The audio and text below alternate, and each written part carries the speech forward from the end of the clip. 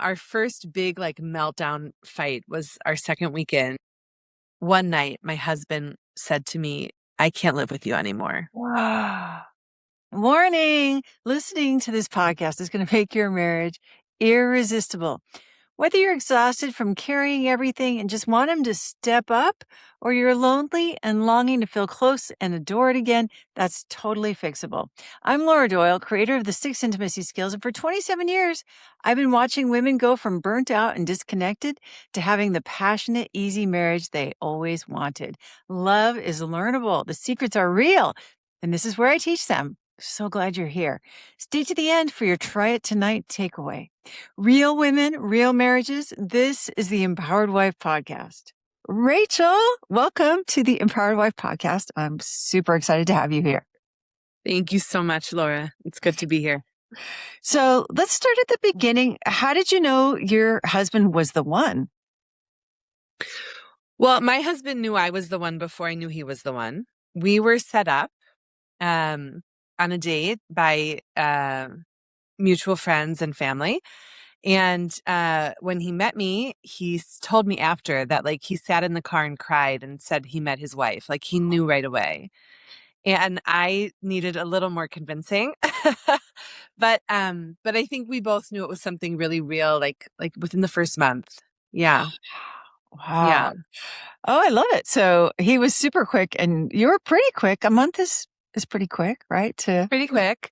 We're religious, so it's pretty normal, to be dating toward marriage. Yes. But yeah, we got engaged after 8 months of dating.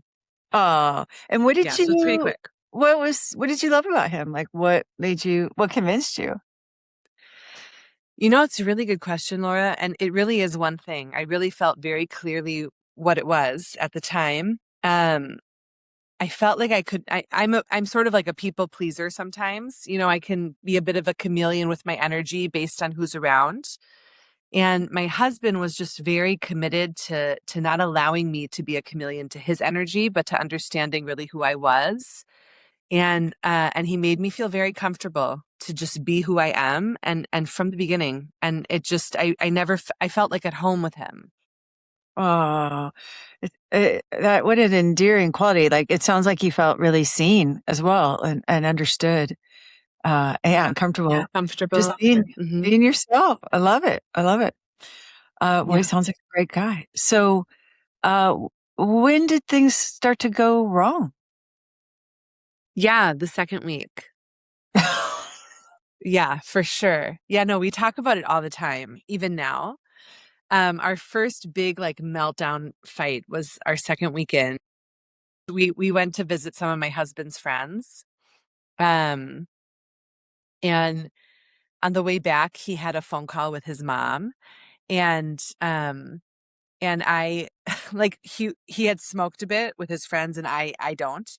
And on the way back, his mom called, and how he was in that conversation, I just totally jumped all over his page and judged it. I had never met his mom or anything. I just decided that he wasn't being a good enough son or something. I don't even remember why, but I definitely made that. I remember thinking, no, this isn't a good enough son. What is this? And then we had a date the next day going to the wedding of a dear friend of mine, and I just totally abandoned him at the wedding. And I just didn't spend any time with him. He didn't know anybody. We'd been dating for 2 weeks, and he came with me to this wedding, and I just it was too much for me. I was like, no, he's not a good son. And then the morning of the wedding, he asked me if I could iron his shirt. I just come out of this story looking so bad, but it's just true. He came, there's no, you can't, you can't make up these bad stories, but he came with a shirt, and he said, could you iron my shirt? And I was like, absolutely not. I will never be ironing your clothes ever. And I just painted myself this whole story he wasn't a good son, and he wanted me to iron his clothes. And so we went to this wedding, and I totally did not spend any time with him, and he didn't know anybody. And he just hit it off with every single one of my friends there. And they were so taken by him. And they were like, you got a good one, and this and that. And I just realized oh, I think I messed up. And so on the drive back from that wedding, I apologized, and we were giving the teenage children of a friend of mine a ride home. And all of a sudden I had this like, just this like kind of vision, like in my mind's eye, just like I could just see us being an older couple with our own teenage kids. And that was when I was like, oh, this might be really not only did I mess up, but this also might really be something. Wow. Yeah. I love this story. It's so humble. And I honestly am having the same reaction about you ironing the shirt. I'm like, yeah, no, I'm not, I don't want to iron your shirt. But this was you kind of like you were already committed to going to this wedding and you were like rejecting him, basically. It sounds like you're kind of punishing him for not being the kind of son that you thought he should be and kind of feeling like, and you weren't going to pursue this relationship. It sounds like this wasn't going to be it for you.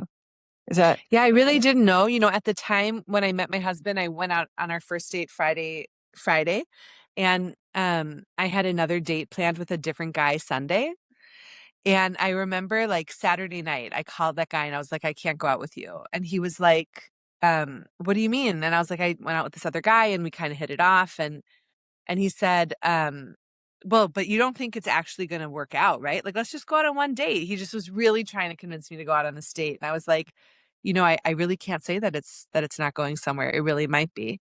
So then at that wedding, I think it was less of like, I didn't know if it was going to go. So I think it was more that I was punishing him. I think what you said is true. I think I thought that if I freeze him out, that will teach him better behavior.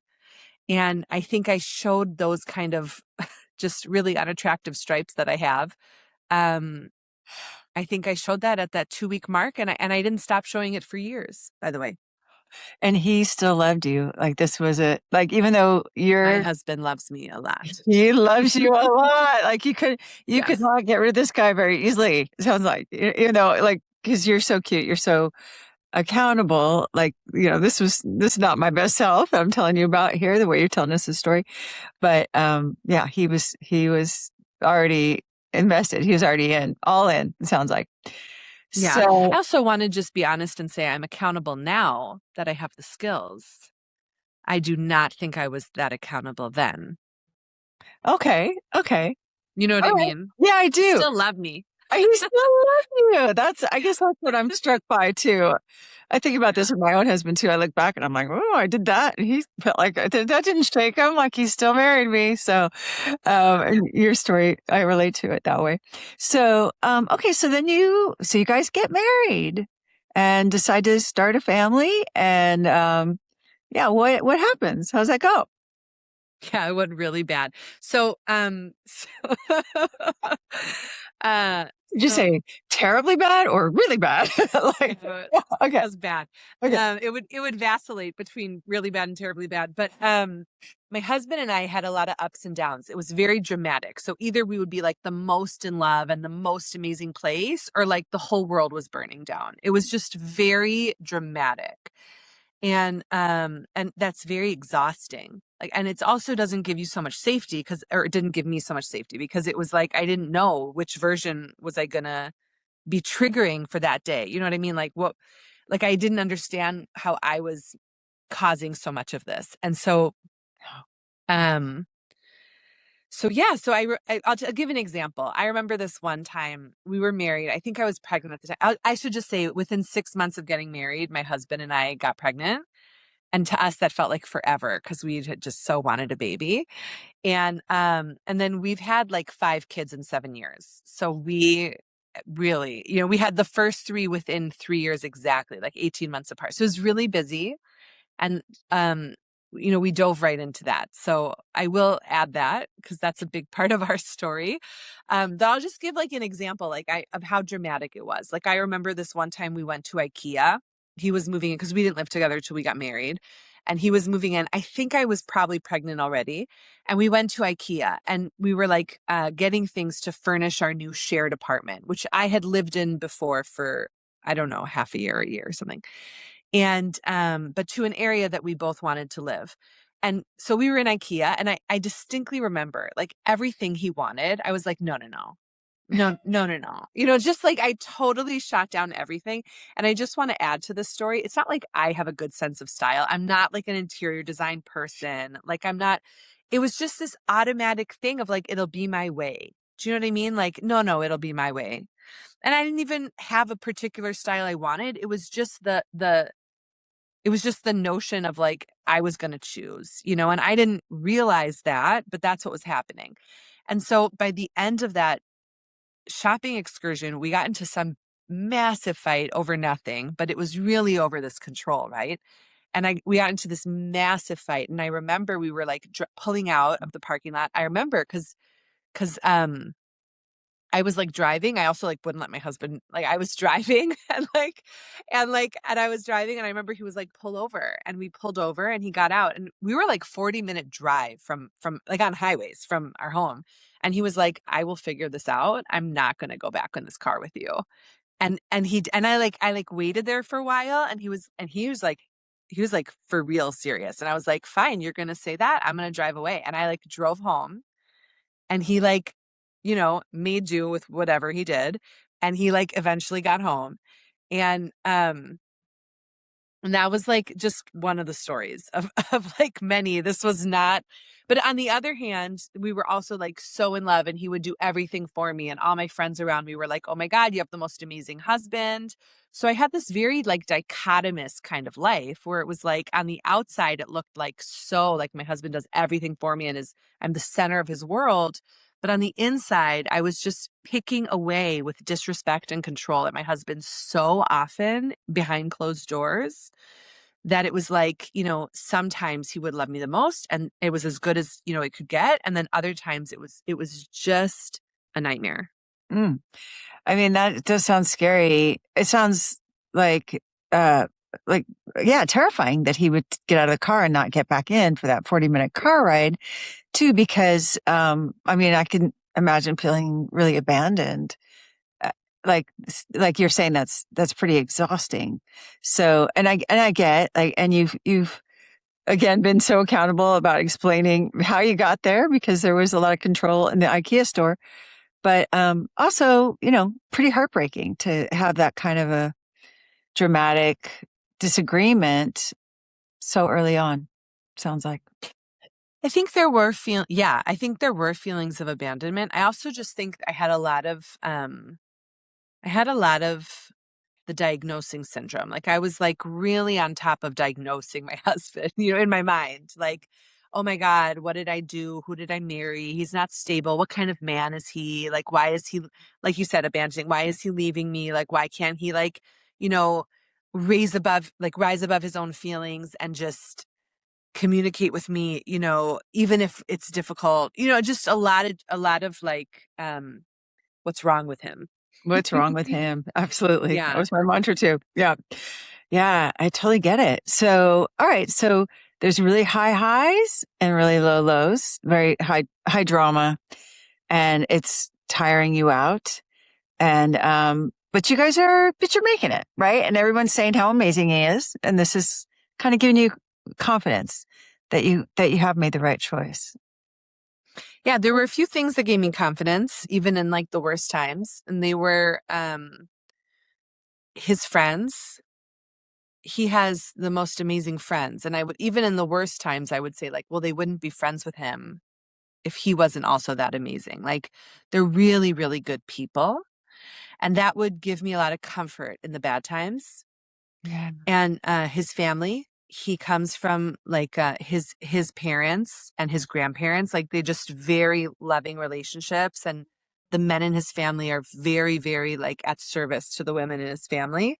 And that would also calm me a lot. I would say like that was his example. That's what he saw. Like it's going to be okay. You know, like, so there were a few things that got me through those bad times. But yeah, no, they got bad for sure. Yeah. So you guys have your first baby, and I know that puts a lot of strain on things, but you didn't just have one baby, you had three babies.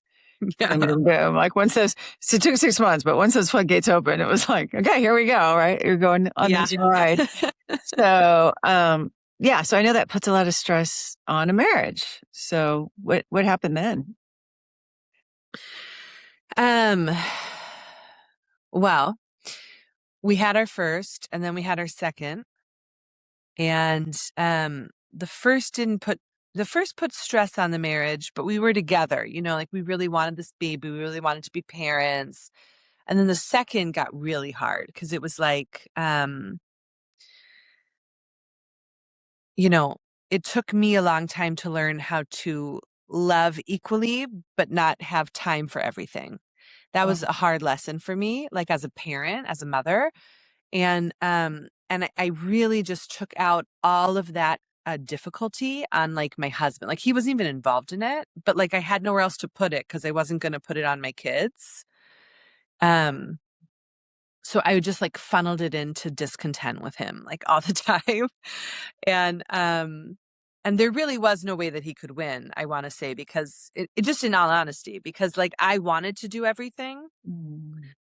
but then I also like wanted him to be doing things so because I was so overwhelmed. Do you know what I mean? Like, and there really wasn't a way to win because it was like if he did it, then I would say it was wrong because I wanted to do it. And he didn't stop trying, you know, credit to him. So but yeah, it got really bad. And then and then with my third, when I was pregnant with my third, so my first was 2 and my second was 1, and I was pregnant with my third. Um and that was when I talked to a friend who told me about a bunch of books, and one of them was The Empowered Wife. And she also told me about the podcast. And I listened to the podcast a few times, and then I bought the book, and um and I read it. Um and I was like, "Oh wow." And then I read it again. And then I gave birth to our third, and it was a really hard pregnancy. I felt really alone. We were like really at odds the whole pregnancy. I felt really, really, really alone, and it really sucked. And then in the birth, I had a really hard birth, and it just the whole thing was hard. And then I had like a complication after the birth, and that was a little scary for us. So that kind of brought us together a little bit, but it was kind of like a band-aid, you know, because we had this like deep bleeding wound in our marriage, really. And and Mm. And so then I got COVID when COVID was like, you know, brand new. And so did my baby. And Mm. so we were like quarantined in our little house. We were like quarantined in one room while my husband was with our 2 boys. And that was the time where I really sat down and when I said I read the book and then I read it again, that's when I read it. So I remember I read the whole book with COVID and a sick baby with COVID within 2 days. Rachel. And yeah, it was really hard. And then I like read it again in like a day. It was like I read it twice in 3 days. It was crazy.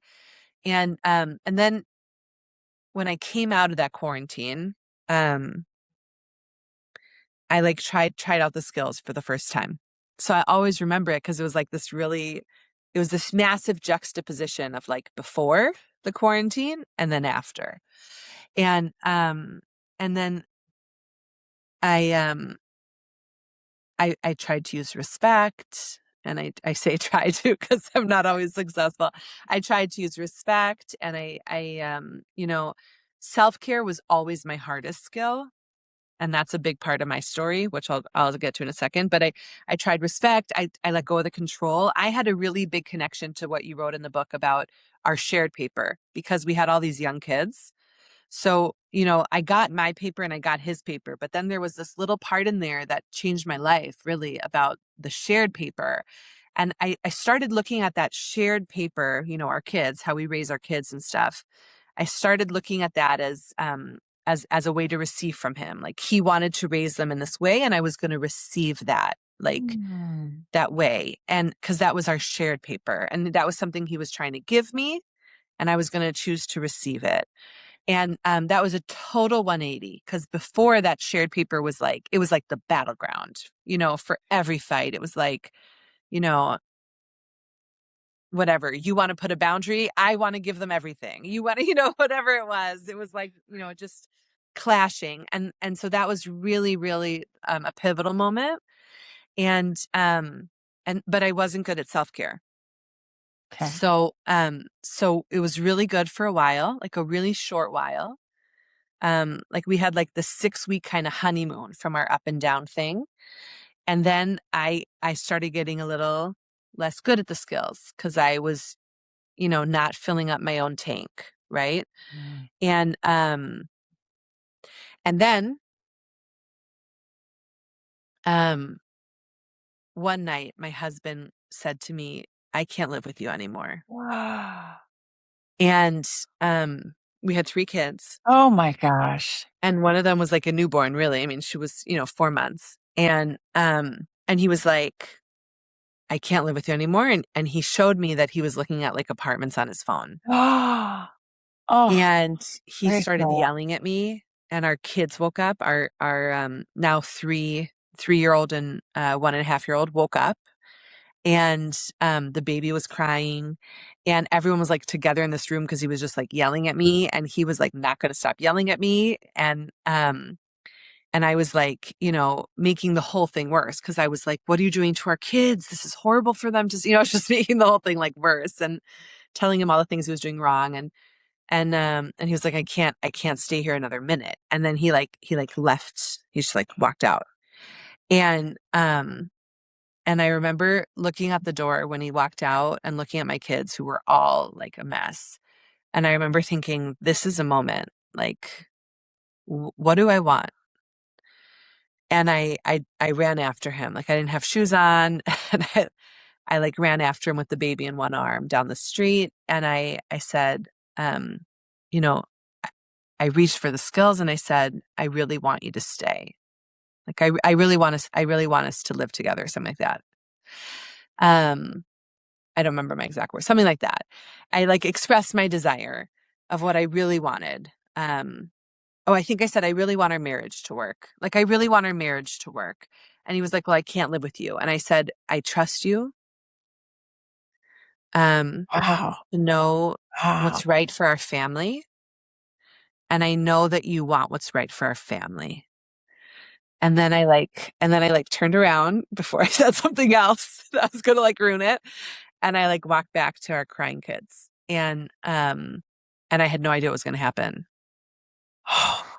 And This is like so courageous. That is so courageous. I really wanted to save my marriage. And then like an hour later he came back. And that was when and then right after that I joined RHW, and I was like, I need to level up. So then I joined RHW, and then I was on the group coaching, and then we had a great summer. It was like the best summer we'd ever had because my baby was born in January, and this all happened like at 4 months, right? So it was like April, and then it took me into the summer, and it was like the best summer ever. My husband still talks about it today. He was like, I didn't change a thing, but everything was different. And it was like the perfect ad for the skills because we believe, it's all in our control. He was like, I didn't do anything different, but it was like the best time in our marriage. Like it was like the high, right? And I It's all I I, you. I It was rode the all high, you, Rachel. You did it. And you knew you were doing it. but I still wasn't good at self care. Oh, okay. Okay. So I like got like we had a great summer because the summer had enough experiences of self care in it that it filled me up, right?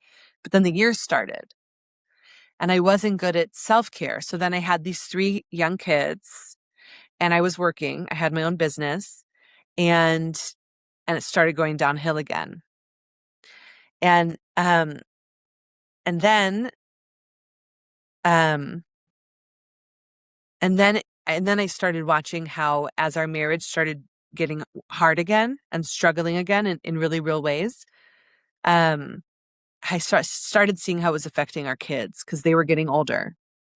And it's not that it didn't affect them young, but now it affected them more, and I could see it more. And I had a lower threshold for it because we had had this great summer, and I knew things could get as good as they can. And I had a lower threshold now for that really hard place where we all suffer. Oh, And so, um, and a sense so of your own power to influence it. maybe I think I Yeah. really worried for my kids. I think I really like there was this one fight where we had again, like just blowout, all crying. And I looked at my kids and I said, I'll do anything for them. So if I'll do anything for them, then this is what they need. Oh, Like double down. Like if like you can't just talk the talk, you got to walk the walk. Basically, that's how I felt. And so at that point, I went into the diamond program with the private coaching and the this and that. Like every time I like had a fall, I would up my game the next time I came back. Like I never came back at the same level because I was like, oh well, I've been at that level and I did it again. So let me go up. So so then I joined Diamonds, and then it got really good again. Our marriage and our kids were really thriving, and it got really good, and it stayed really good. We went on a trip, and trips were always a sore spot for us. Like we would just fight, even like it would just the whole time. And we went on this trip, and I like gave over all control. It was like unreal. Like I always held all the passports, and I always like, everything, everything, everything. I didn't do it at all. I gave him the passports. I like didn't say a single word about what we should do with the kids, for the kids. I just like let him do it. I didn't try to do anything. I just let him take care of everything. I said like the intimacy matters more, and I just totally let it go. And I have to tell you, he did everything. Like I worked much less.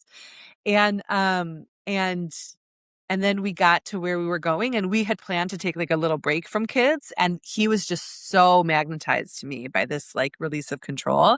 And we conceived our fourth on that trip. oh my And it God. was like he just could not get enough of me, like everywhere. And it was just like, and I was just like, completely letting it go.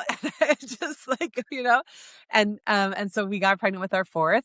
And then we came back, and we live in a place where we had a really bad well, we live in Israel, and then we came back, and in October the war started, Mm. October 7th of 2023, and I got really, really scared.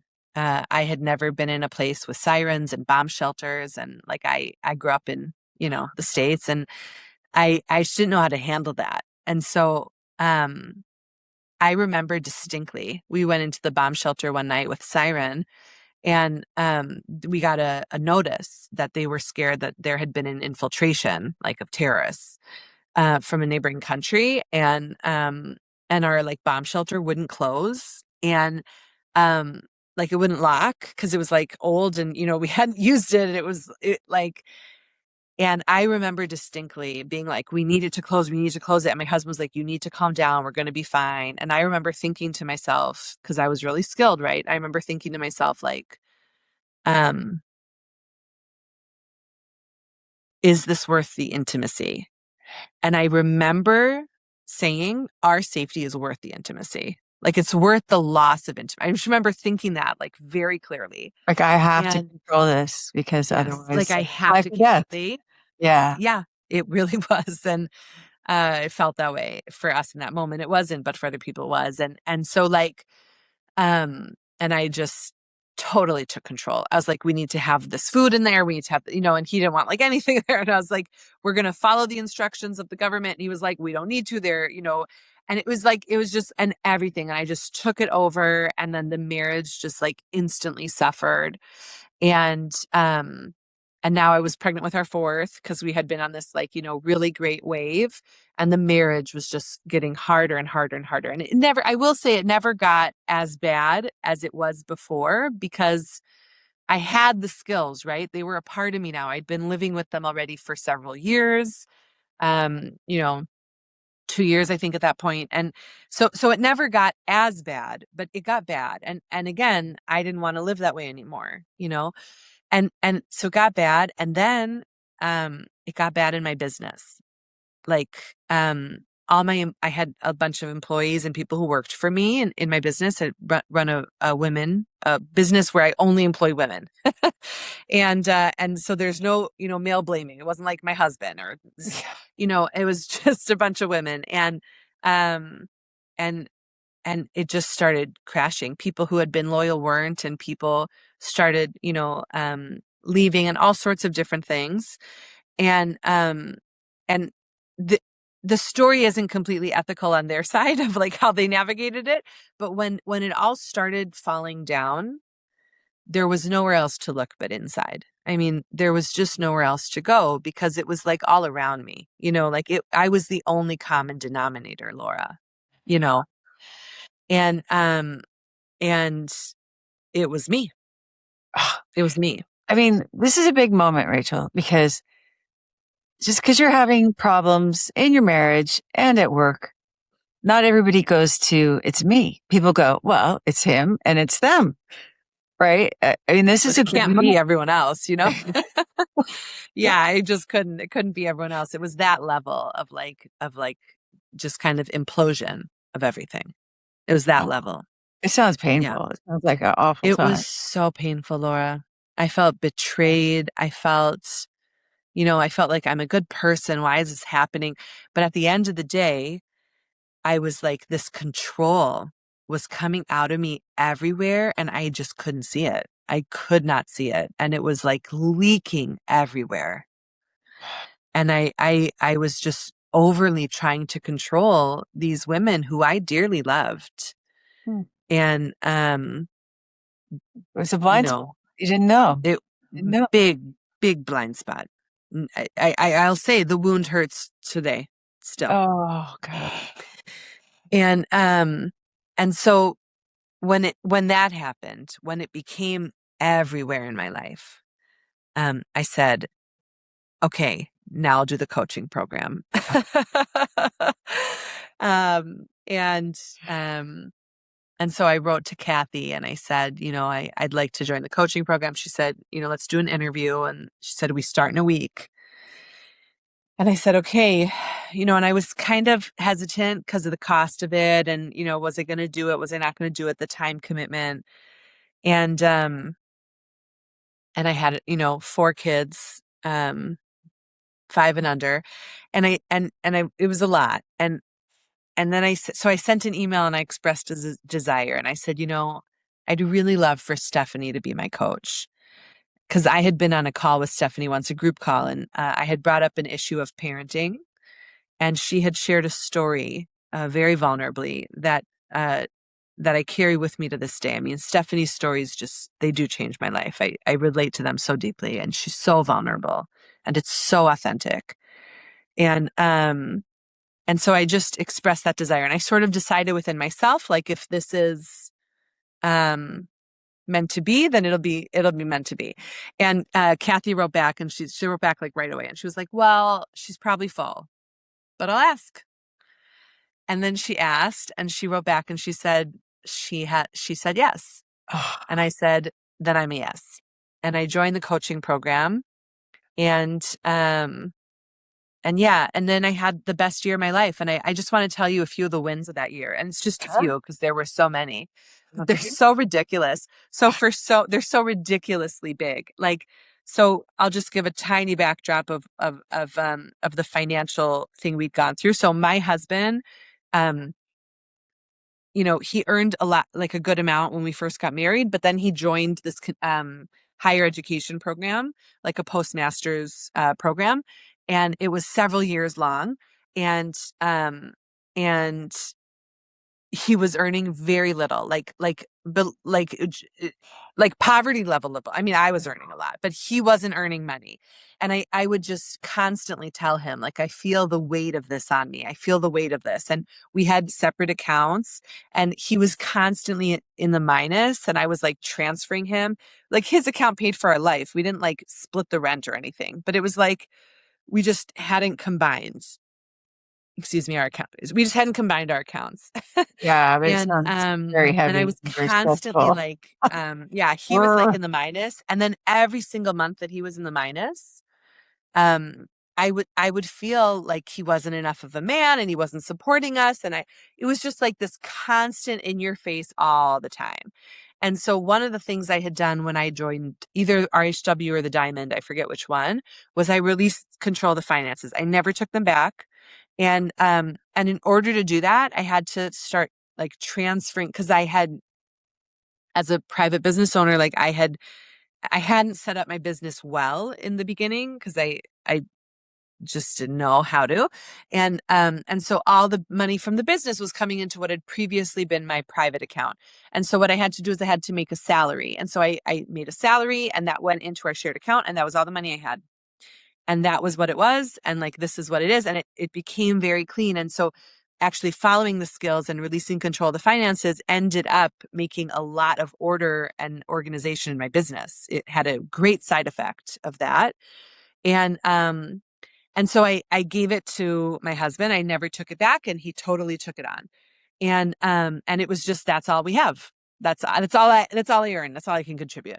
And my husband was just not earning a lot of money. And I kept saying, like, I feel this pressure. I feel this pressure. This is years, Laura, years. And then he finished the program, and still it was just years. Like, I really like he was making something, he was bringing home at the end of the day, something like $12,000 to $15,000 a year. I mean, it was just like nothing. And, at the lowest point, you know, and then we started to, uh, and then I joined the coaching program, and I just leveled up my skills. There's no other way to say it. You know, I joined it in October, and in January, my husband was making, from October to January, in a 3-month period, he more than 10 times his salary. And he didn't change his work. It's not like he got a different job. He did not change what he was doing. He just started magnetizing this. It was just like, I just let it go, like energetically as well. You know, like before I was just duct taping all the time, but I still felt it. And I just let it go. And I just started saying my desires, and I just let it go. And I said, you know, what I really want is like a really nice big house. And what I really want is like to just feel like really taken care of. And what I really want are like some vacations, you know, just what I really wanted, and not like what I thought I needed to. And I just started expressing those. And like within, you know, that 3-month period, it was even less, like 2.5 months. He, he bought a house, which we had been for eight years. I'd been saying I wanted a house, and he had never, like, it was this big source of tension in our marriage. He'd be like, I want you to come to all the meetings with me. I want you to come to this. And I was like, I hear you. And I just like didn't want to do it. I wanted him to do it. I wanted him to do it. And in this 3-month period of joining, like 2.5 months of joining the coaching program, his salary over 10 times, like multiplied by over 10. We bought a house, and he did all the work. I didn't do anything. And there was no tension around it. No. And he started staying with all of our kids while I would do self-care. And I would say, I really want to go to this spa hotel for 2 days. And he's like, yeah, go. You know, like, it was just so ridiculous. It was like all in 2.5 months. And it was like, I just couldn't say anything that I wanted that he didn't want for me, because he so wants me to be happy. Oh my. And the second that I like released all of these horrible, patterns, you know, he could shine as my hero. So, and he did, like, every single time. And it was like just amazing. And so, and then I was really bad at this one skill. Okay. I was really bad at saying I can't. I was like really bad at that. And one day my husband asked something of me, and I looked at him, and I was like, this is the moment. This is the moment. And I said, I can't. And my husband doesn't know about the skills. Okay. He knows I'm in a coaching program, but he hasn't like read the book or know the skills. And he looked at me and he said, I'm so proud of you. I was like, really? And I started crying. And it was like, I just started crying, and I was like, you are? That was so hard. And he was like, I'm so proud of you. Like, that's so important to say you can't. And like, you know, like, I can ask anything, but doesn't mean you have to do it. And like, you know, and I'd been feeling like so taken advantage of for so many years. And then I just started saying all the time, like, I can't. And like, and sometimes he'd get really annoyed because he really wanted it. But at the end of the day, he'd always come back and he'd be like, I'm sorry you got annoyed. I'm so proud of you. Like, you know, like, I'm so glad you're doing that. Like, it's so important. And and he was the one who said, like, it keeps our marriage so healthy because, you know, you don't get resentful toward me. And yeah, and so it was a really big deal. So I would say that now I just had our fifth baby 2 months ago. We got pregnant again, had another one. And and the pregnancy was so different. I felt so supported. I felt like I could ask for things. I felt, taken care of. Um, the last few months, like my husband did all the pickup and drop off of all four of our other kids. Like That's he would just make me whatever I wanted to eat. And I just really felt like his queen, basically. I just really felt taken care of. And he was my total hero. And in the birth, um, also like he was so present with me and he like helped me and we were like so together. It was the birth we were most together out of all five of our kids.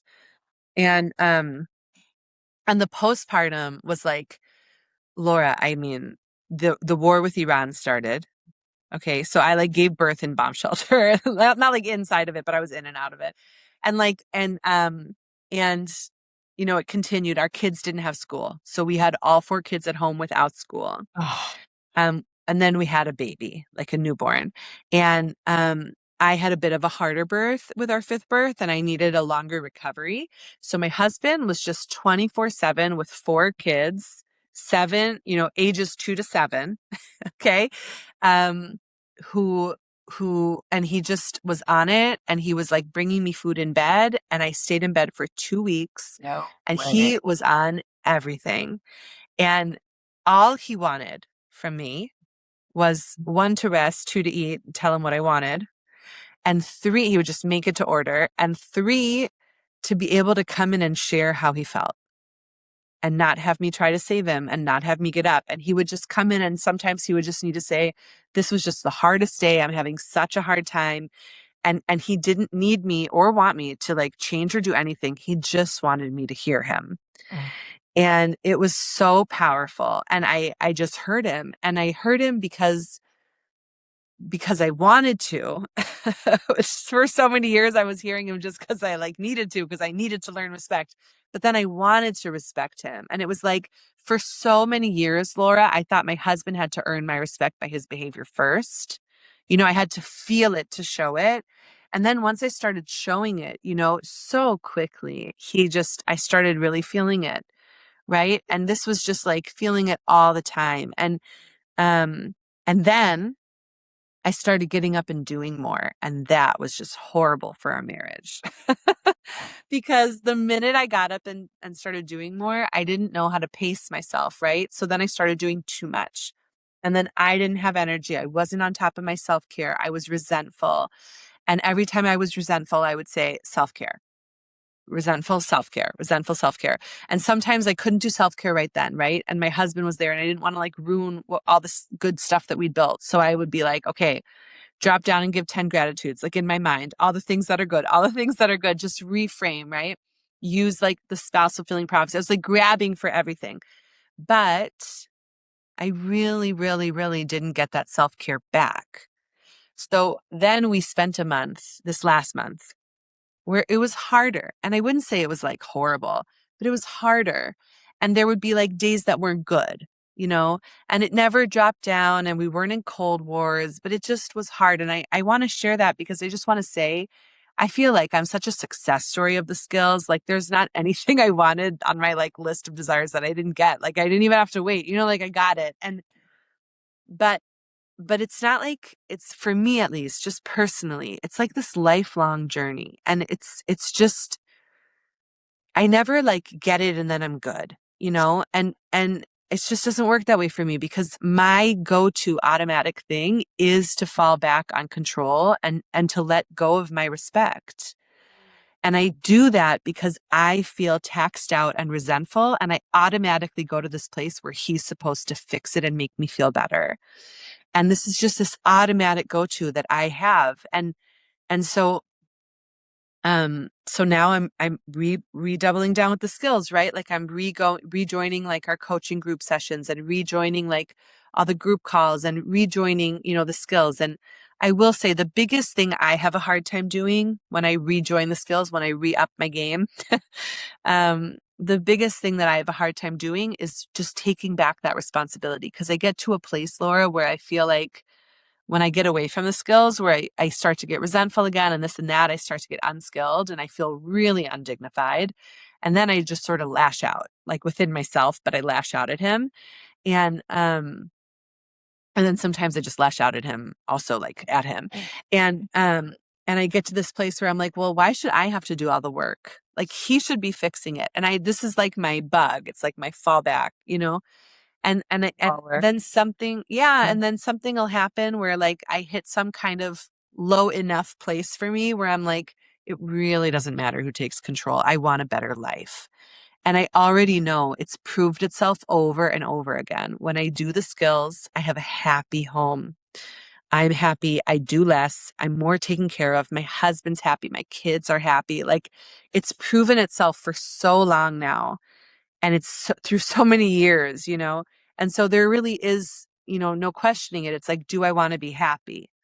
And as long as the answer to that is yes, then I know where to go and to resource myself for those skills. And sometimes the biggest hurdle for me is just taking that first step back into a group call, or that first step, just that first step. And then once I get that taste, I want more and more of it.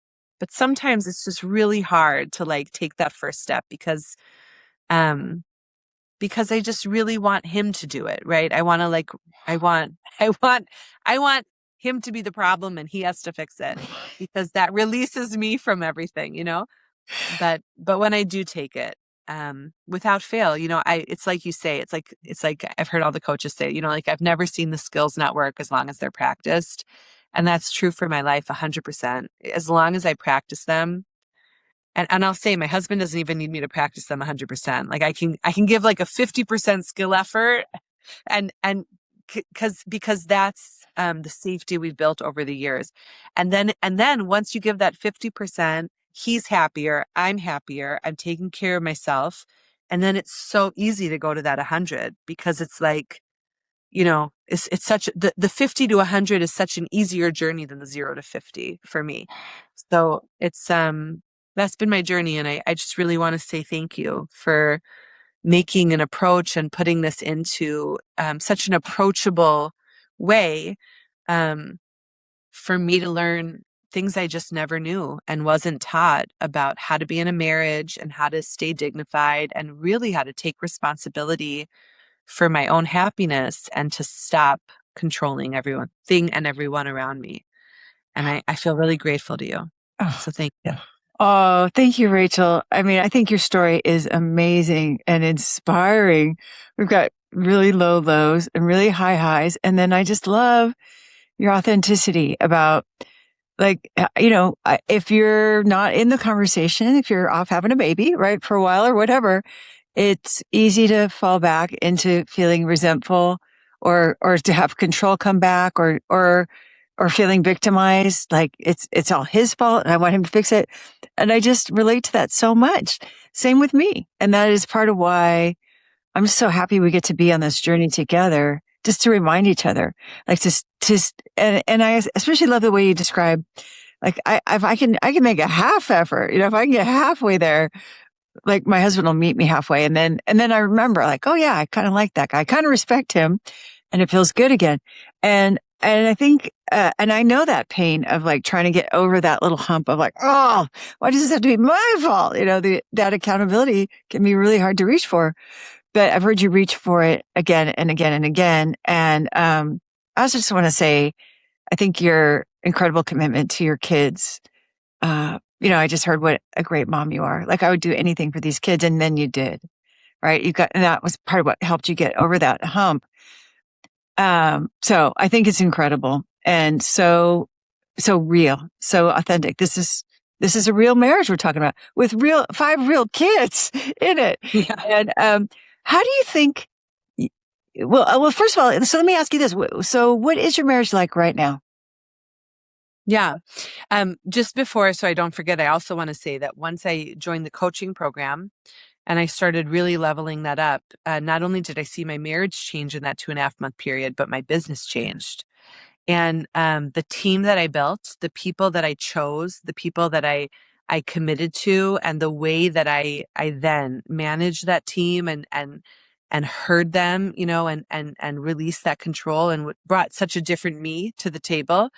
It's a dream team. I mean, I couldn't have imagined a better team had I envisioned it then. I mean, it excelled all expectations, and that was also the fruits of that coaching. So the fruits of that effort touched every place that had been struggling, really, and because it changed me, so it changed all of the places where I live and function, right, all my worlds. How would I explain my marriage today? I would say my marriage today is very honest. It's very, very vulnerable. It's so much safer than it used to be. Like, it's so safe. And and I would say my marriage is just very, very loving. Like, we love each other a lot. And um sometimes we still struggle and we still have pain and we still have, it's hard to mix two adults, separate adults, like into one life and mix five kids into that. Um but we do it with so much commitment and so much love and so much more communication, and I would say my marriage today is a place where I can safely ask for what I need, and I can safely receive it, and for me personally, my marriage is a place that I receive so much love and so much acceptance and so much support and so much abundance. And I feel really grateful. I have an amazing husband, and I feel really grateful to be able to learn how to receive that from him, because he has so much to give and I just didn't know how to receive it. So today my marriage is a place of receiving, and I'm grateful. Wow, it's beautiful. And this is one of the things you were attracted to about him, is that you could just be yourself, and he was crazy about you. And it sounds like that's the life you've stepped into. That's how you are now. You're just you're just the real Rachel in your marriage. Is that yeah, and you've got Yeah, that. more than I ever knew. Like, I didn't even know I wasn't being the real Rachel before. Like, it's that level. Like, You're being your best I, Rachel, maybe. yeah, Is it's that like meeting a new depth, a new authenticity, just, he makes me better. He makes me a better version of me. And he brings so much to that table. So it's like, I want to give him that back, with respecting him and making him feel like, I don't know, like he's the king to my queen. What can I say? He makes me feel like I'm his queen. So it's like, I want him to feel that way, and I don't always succeed. And then when I come up with that apology, he's always there to try again. And that's really where the vulnerability is. We're together in it, and it doesn't have to be perfect because it's real. yeah, it's real. And you talked a little bit about being vulnerable and how hard that was, right? To become vulnerable. And like that, and the time you said, I can't, and then him responding so well. And can you just talk a little bit about like, how that's impacted things, like you being able to be vulnerable? Yeah, vulnerability was the key to the change in our marriage. I mean, I remember sharing that in a coaching call. It was like, once I tapped into that skill, um, my husband used to say to me all the time, like, I don't feel like you're sharing. And I'd be like, what are you talking about? I just like shared. And he'd be like, no, like, I don't feel like you're sharing. And then I realized, like, what he really wanted was for me to be vulnerable. Like, it was not that I wasn't sharing, it was what I was sharing. And he didn't want to know what I thought about something. He wanted to know how I felt. We have this dynamic for years in our marriage where my husband would say, like, how do you feel? Like, what do you want? And I'd be like, I have no idea. Like, I have no idea. I haven't asked myself that question for years, like, I don't know. And yeah. And so when I learned how to ask myself that, right? Like, how do I feel and what do I want? And then I learned to communicate that with him. It just completely changed the level that we were communicating on, and it brought us so much closer. And, and sometimes it's hard still, right? Because sometimes I'll say something and then he won't have the reaction I would have wanted. because I can't control how he reacts to it, right? And then I'll say like, ouch. And um but he always comes back after, and he's always like, I'm glad, like, I'm so glad you shared. And he's always like, he always wants to be my knight in shining armor. And um yeah, and sometimes it's just obvious and on the table, and other times it's hearing his heart message in it. Um but it totally changed our marriage. Vulnerability was when everything changed. And that was what happened in that 2.5 month period, right? Like I brought in that vulnerability, and then just everything, like just our whole life changed. Wow. I mean, amazing.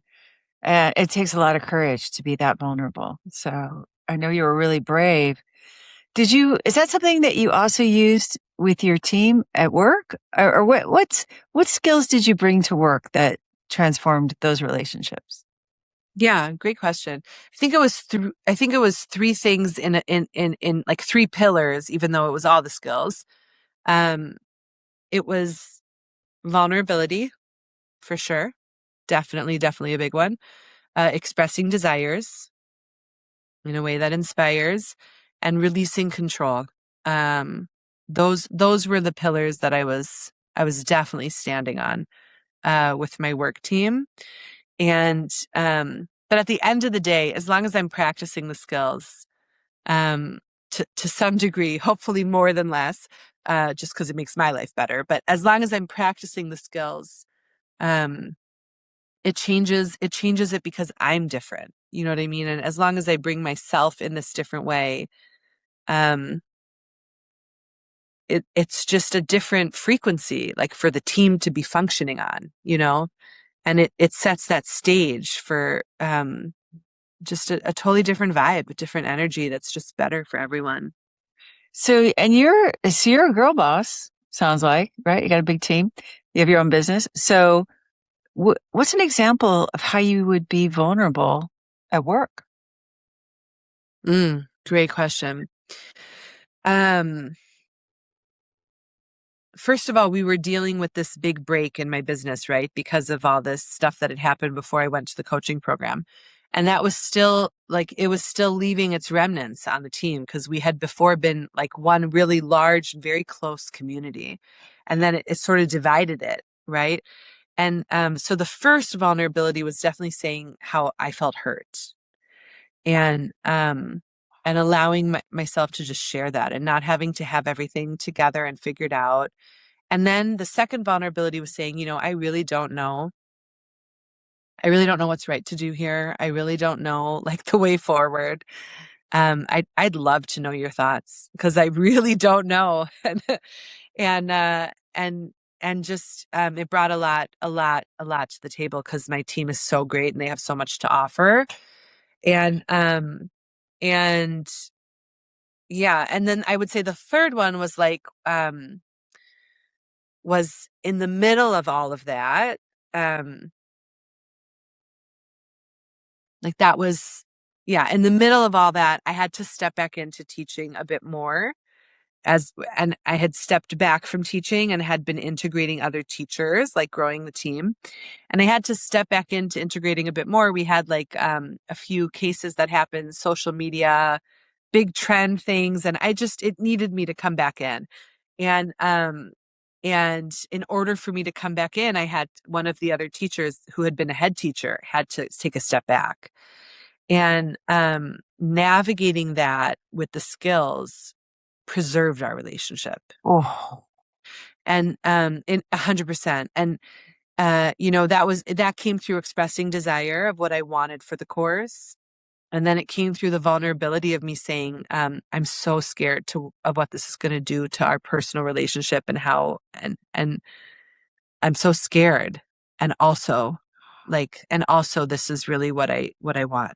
Like, this is what I feel is right. And it just created this place where she was hurt and she could be hurt and we could still be together.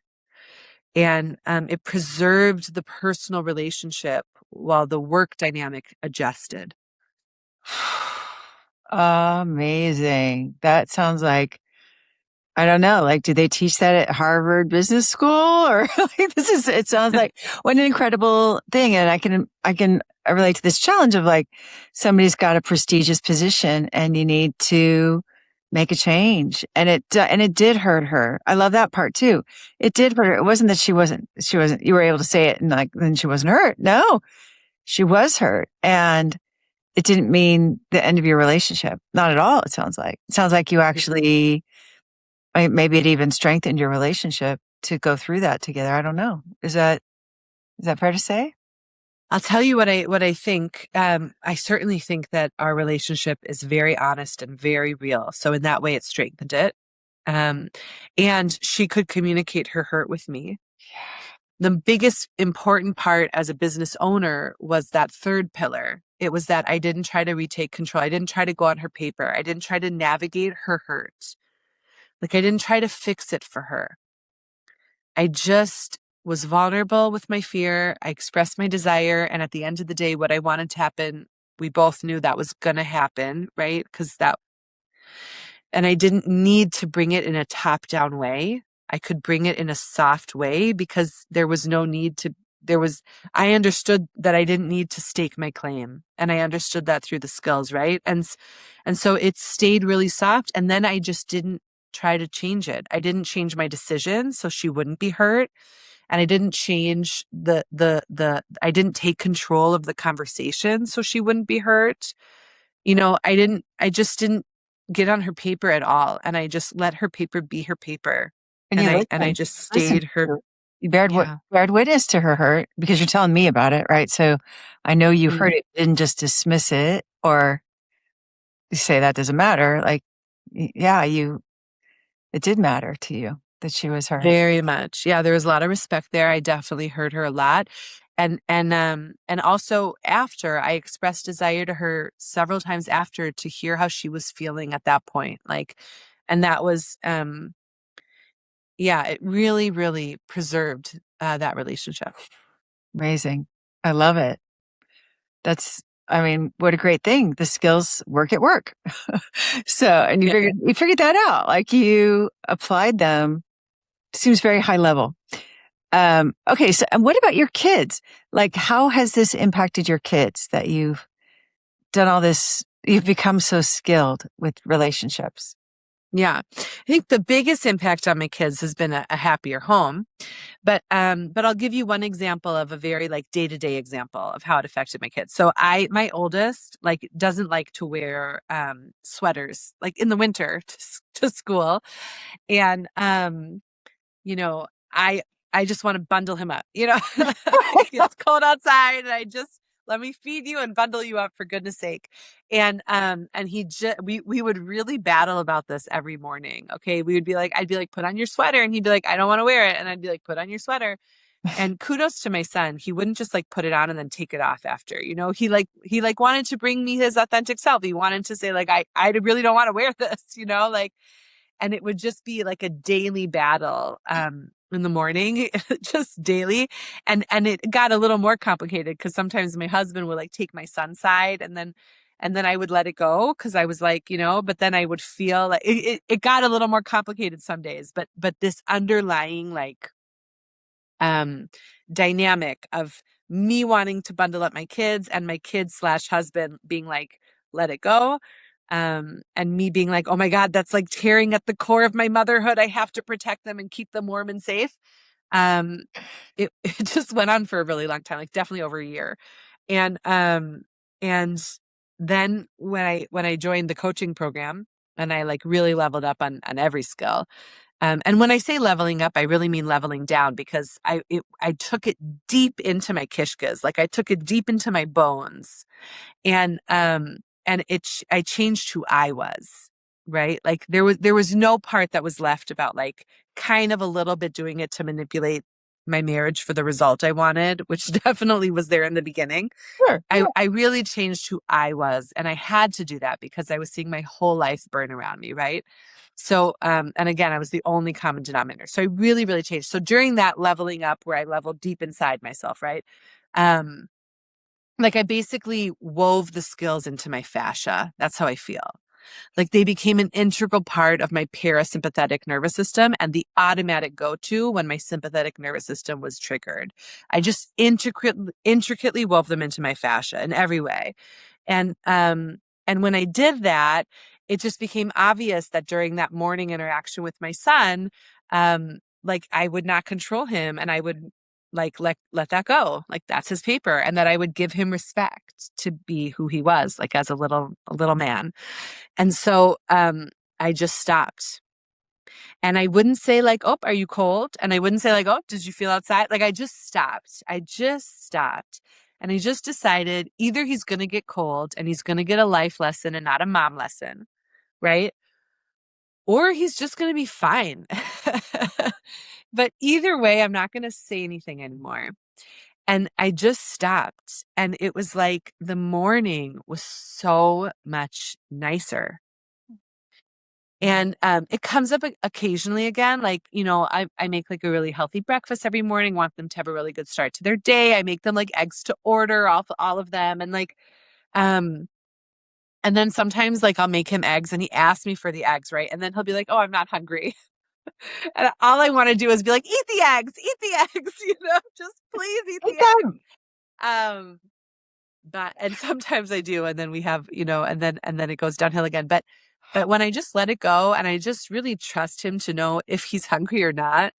And I just let it go. I'll tell you, I was at a parent conference today and the teacher said, do you make him breakfast? And it was like a stab to the heart. I was like, you don't even know how I make him breakfast. I mean, and you know what she said? She said, he comes to school so hungry. And so I shared with her that I do make him breakfast. And then I said, you know, but if he wants to eat it, he will. Like that's his thing. That's his, you know, and I just let it go. And it was amazing because my older son, when I did let that go, my oldest, he's 7, when I did let that go, he just started coming up to me and kissing me all the time and making me gifts. He made me this bracelet that with like all these charms. And he just like makes me these beautiful, like, he brings me flowers and he like makes me bracelets and he comes and kisses me. And like, he just felt so much closer to me. And he was showing it in his sweet 7-year-old way.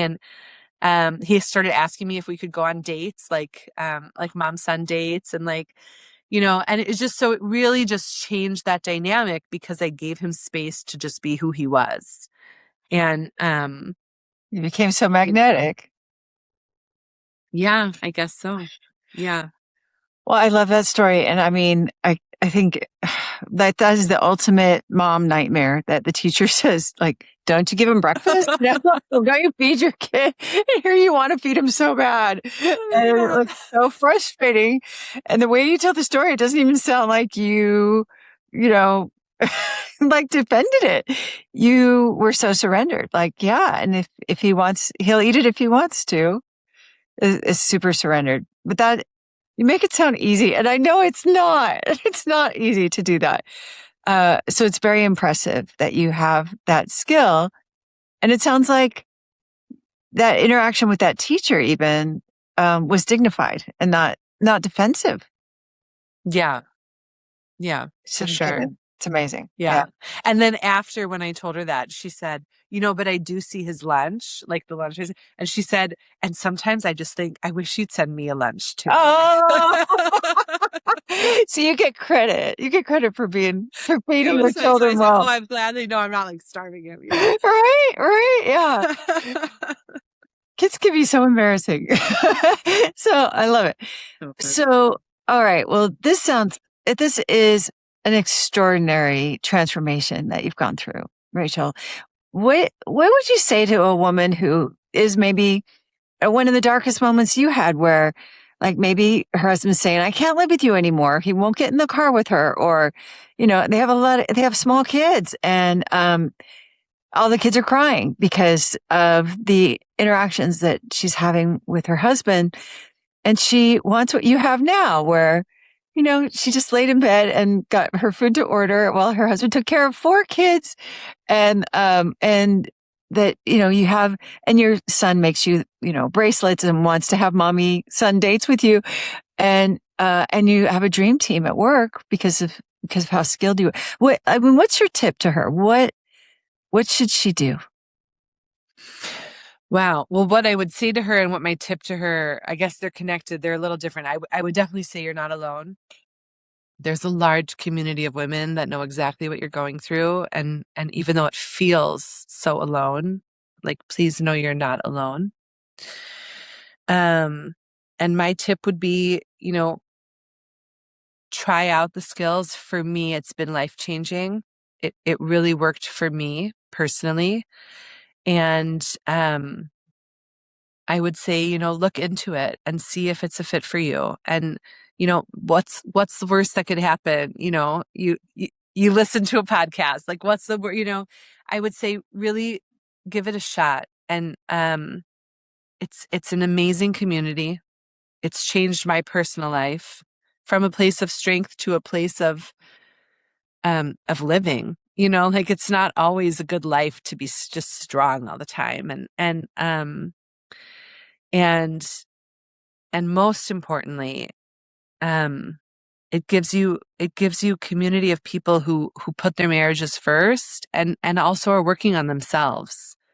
And that's what we all need. We're all human, no one's different. We're all the same, the same in that way. So I would say, look into it and see if it's a fit for you, because for me, it changed my life. And for me, it really, the coaching really was the difference from the podcast was great, but it only got me so far. I really had to do the coaching. So I would say, look into those options, see if it's a fit for you, and whether it is or not, and whether you do it long term or short term or whatever holds you in your life, whatever journey you take, just know that you're not alone and we're all rooting for you. Oh, beautiful. So sweet. Yeah, so empathetic too. I love that. And what do you think you would say to Rachel if you could just go back in time to some of those low moments when you were feeling so hurt? Like, what would you say to her? Would you tell her that you know now?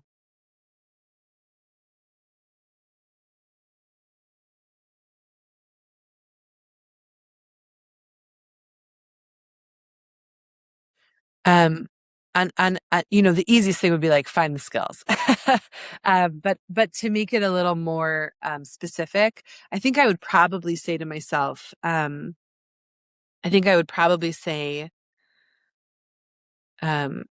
really hear him. That's what I think I would tell myself, just to really hear him. To really hear him. Like, say a little more Yeah. about that. Like, what would that do? Yeah, I think I would probably tell myself, really hear him without the fear that you won't be heard. Like, he's gonna hear you, you know. Gotcha. Like, it's safe to listen to him. You don't have to protect yourself because he really does want you to be happy. Is that kind of what you mean? Like, Yeah. Me, if I were to make it a lot longer than this, I would say, you don't have to agree with him to listen and hear him. You don't have to agree. Like, you can hear him and also think differently and not interrupt him and not try to convince him to think how you think. Like, just hear him without feeling, I think I felt so threatened. I always had to protect how I felt. And I think I would tell myself, like, it's okay to be vulnerable. Like, you don't have to protect that. And listen, it's okay to hear him. It doesn't mean you can't feel differently. Like, one is not the other. like such a wisdom bomb. I love that. That is incredible. And you've given us many wisdom bombs in this conversation, and it's such an honor to get to hear the whole story. And I definitely want to congratulate you by giving you my Best Wife Award, Rachel, because Well, what an incredible job you've done creating a peaceful family, not to mention, a wonderful workplace, it sounds like. And, like just, the warm relationship that you have with your children, even when they like won't eat the breakfast and won't wear the sweater. And I just hear how in love you are with your husband, how how much you respect him and how much that is in your fascia. That's a part of you now. It's in your cells. And I know that it took a lot of focus. It took a lot of courage to do what you did. And I just can't think of anything I admire more. I'm so impressed. Congratulations. Thank you so much, Laura. Thank you. You're welcome. Yeah. What a joy to get to hear about your transformation and all that you've done to have this incredible family that you have now. It's something else. Yeah. Yeah. I feel very grateful. Well, thank you so much. I feel grateful that you shared all this. It inspired everybody. Just amazing. You've been with me here every week learning the secrets that happy wives know. So I want to invite you to come practice them in person with me at the Adored Wife Weekend. It's 3 days in Anaheim, California with me, our coaches, and a whole room full of women just like you. We're going to laugh until it hurts. We're going to dance to the 80s, and we're going to put these skills to work live. Your marriage is going to feel it.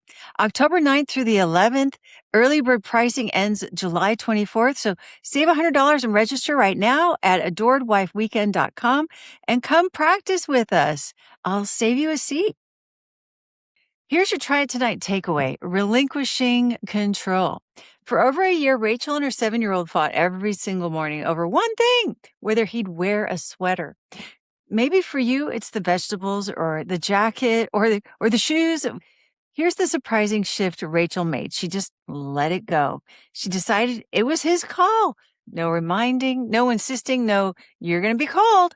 She gave him room to be his own little person. And did you hear what happened? When she stopped controlling that one small thing, her son started coming to her, kissing her, making her bracelets, even asking for mom and son dates, because she finally gave him room to just be himself. That's how a battleground turns safe and connected. So tonight, pick one thing you're always on your kid or your husband about, one small thing it's really theirs to decide, and just let it go just once. Don't remind, don't redo it. Just give it a try. Try it tonight and come tell us what happened in the Adored Wife community at adoredwife.com. All right. Are you ready? You going to do this? You into it? All right. Then go, go, go.